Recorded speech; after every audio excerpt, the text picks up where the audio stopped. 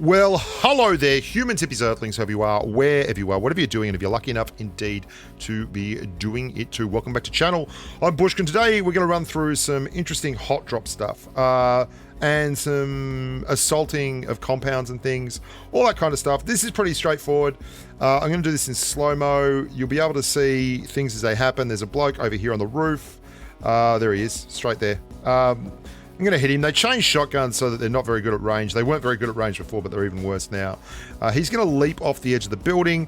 And what I find is, even if you've done a little bit of damage at this early stage of the game, if you're playing FPP, you're always going to be a chance regardless. But if you're playing TPP, you've got to ram home that advantage. The simple fact of the matter is that in TPP, they can see you coming. So the longer you give them to actually collect their thoughts and get on top of things, the more likely it is that you are going to get absolutely flogged. And you can see here, that's why I push. So we're going to push very, very quickly. And the other thing is, you can see this doorway, right? That is where the target has to come through. So a lot of people will make the mistake when they're fighting in doorways of trying to track the target around. If you've got a shotgun, just shoot right in the middle of the doorway. And if they're anywhere near it, they're going to die. Yeah, it's built for that kind of an engagement. This is what I was talking about upstairs. Look at this. This is after that in the hot drop. I've got a level 1 vest. I miss one shot. That's an Uzi, hey? Look at that. That is so close to dead. So close to dead. Wow, that's pretty handy, and this is why I just did a video on SMGs. You should be checking that out.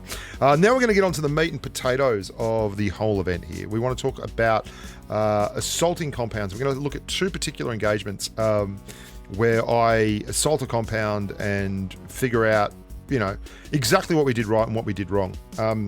And it's a pretty funny start to it because we certainly did it wrong at the start. This is the first one we're going to look at. This is in a squad situation. Now, when you're driving into a compound, you're looking for three things. You're looking for other vehicles, movement at all, and you can see right there in the corner of the screen, on the left-hand side, I can see someone in that compound. Now, we didn't see anyone driving in, but I saw that guy, and then I actually heard that guy as well as we're coming in. You'll hear, yeah, there you go, the footprints, the footsteps. So I'm pretty certain that there's someone around there, and I start pre-firing and we get the knock. There are no other footprints popping anywhere near me, which is pretty weird because that guy has a car right there. I'm pretty certain there's more people in this squad. But this is something else in compounds. Look, this is probably a mistake by me. We've got 4 people here, but I'm looking straight ahead at this building here, and that's because I expect someone to be in this building here. Knowing the layout of a compound is super important. This building over here, we all know these barn-like structures just here. They only on the top levels have one window that you can look out of, which is a blessing and a curse. It means you're not going to get hit from the flank when you're sniping out of those windows, but you also can't get good angles on anyone who is pushing up through the compound itself. Again, I'm listening and I can't hear a thing. No one is popping in the earbuds here. Nothing is happening. But I am looking and looking and looking. And why I'm going downstairs all the way through before I go upstairs is quite simple. If you go up these stairs here, there could be anyone waiting for you, right? If I've got 3 other guys with me, so if I'm down here and I'm going through and I'm the point man and I'm just checking out all these angles on the bottom floor, if anyone starts moving upstairs, I'll immediately hear them. And this means that I can clear a section of the compound first without actually having to worry about anything else. And then I hear something out the back here. And this is a really weird thing. I've got a feeling that they're either getting pushed on by someone else who there was a gunfight as we ran in here, or this guy is trying to escape. It wasn't really obvious, but the reason I did like this actual video, there we go, and he's got Juice 727. He's knocked him, so I'm on the pump now because obviously he's my amigo and I don't want him to get killed, and we pre-fire that. That's still not, Catfish is still not the last person in that squad gone. This is a really odd engagement. So we cleared one guy. If this is the compound, we've driven in down this end here. We clear a bloke just here, and then we clear the next guy up here. And that whole area in between is nothing. All in here, nothing. It's just a weird engagement, but it goes to show that the compound isn't cleared till you've cleared the whole compound. You've got to go all the way through it. The amount of times I've had an engagement like this where we've killed a guy, one or two guys in a part of a compound, and then not bothered to treat the rest of the compound like it's a hostile environment, and one of us has got killed and thirsted, or indeed a whole squad has got killed and thirsted, is pretty crazy.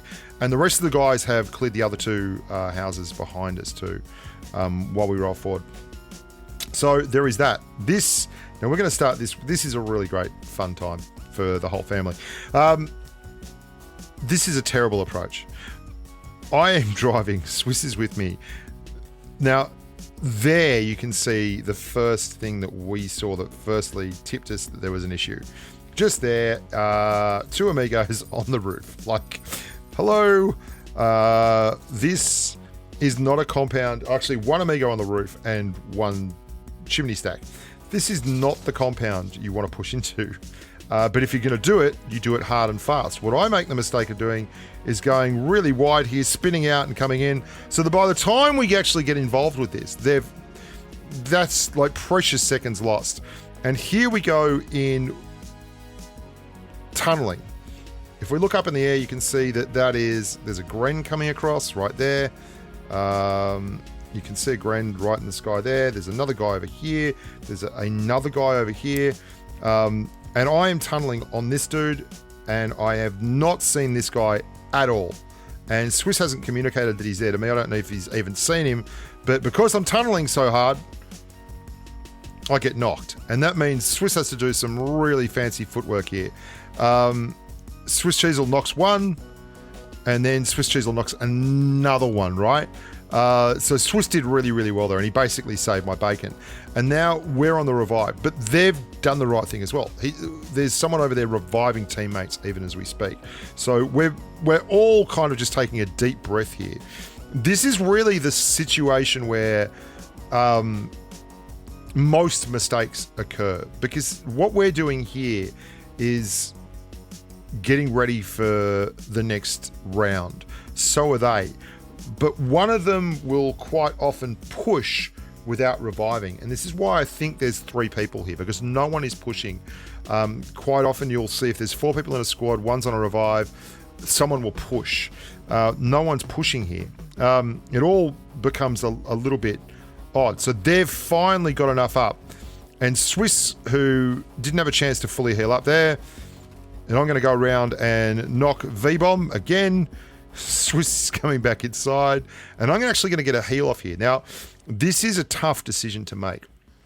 My thought process is one of us at least has to be able to fight if they push.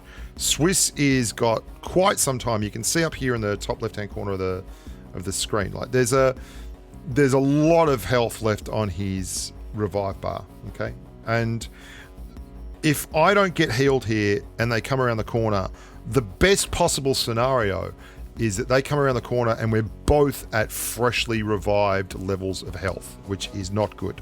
So I get that going, use a first aid kit, and then I start the revive on Swiss. Nope, not coming in. Thought they were coming in there, but they were just, there's multiple sets of footprints.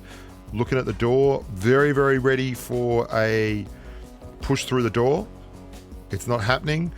This is a mistake. This is a big mistake here by me. Swiss is not healed up, right? Swiss is 100% not healed up. You can see right here, this is a very low health teammate. So I should be completely passive here. Now, I don't get punished for it, but coming outside here and then accidentally closing the door behind myself, this is madness.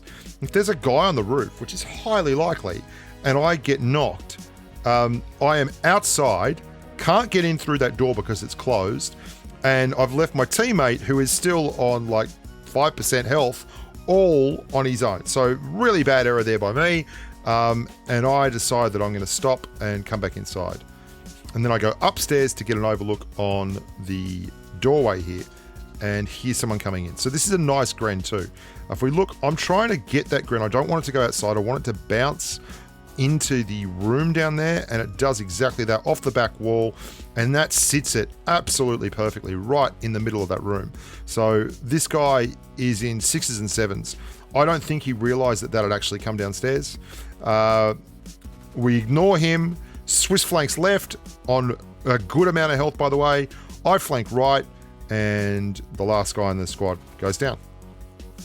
So a lot of fun there, and a good look at what was eventually a really successful gunfight, but which had some very hairy moments, and none the least of which was me being a complete clown and wasting everyone's time there by running around outside with no clear target and no health and a closed door between me and safety.